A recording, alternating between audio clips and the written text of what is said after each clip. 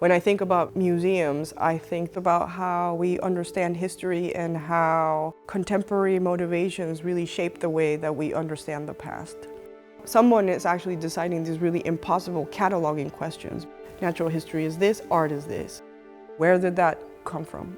This object will hold multiple histories inside of it. Things are natural history and also art. How do I make an audience understand that? My name is Gala Porras-Kim and I'm an artist. I primarily work with large-scale drawings, but I like to always be trying new mediums to find something that might match the research better.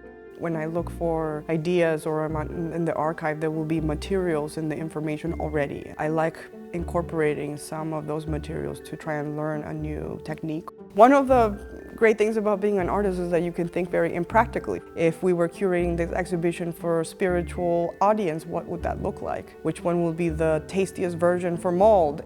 If the institution is my material, how does this institution move? This project that I made while I was at the Radcliffe Institute was looking at a lot of the objects that were dredged from the sacred cenote at Chichen Itza.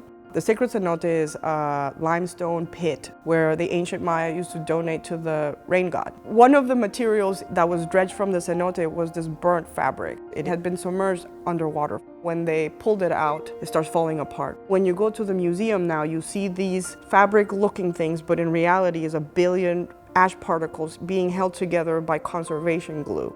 So what happens when that submerged in water object gets taken out and then becomes the driest object? I asked the museum to collect dust from the storage where this Chichen Itza material was. The dust was mixed with copal, which is a tree sap.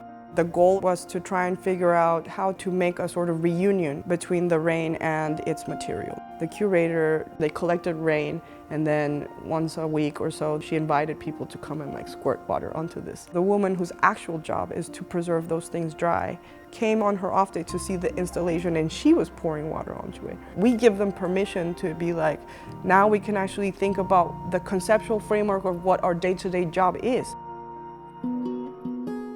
My exhibition in Denver was in collaboration with the Ice Core facility. I was thinking about different type of collections and archives that there might be. The Ice Core being a type of archive of ancient air. It's just ice that's made from snow packs throughout centuries. The piece is making slices of a particular core. I vacuum sealed it in this plastic bag so you can see the air bubble at the top of it. The plastic itself is almost like an institution. It is the thing that is keeping the distance between this ancient air and contemporary air.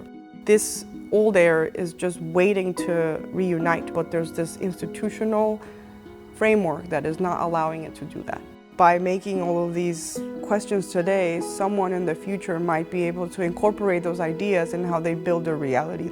If the institution changes enough that it can recognize all of these questions that I'm asking, then the work will not be relevant anymore, which will be amazing.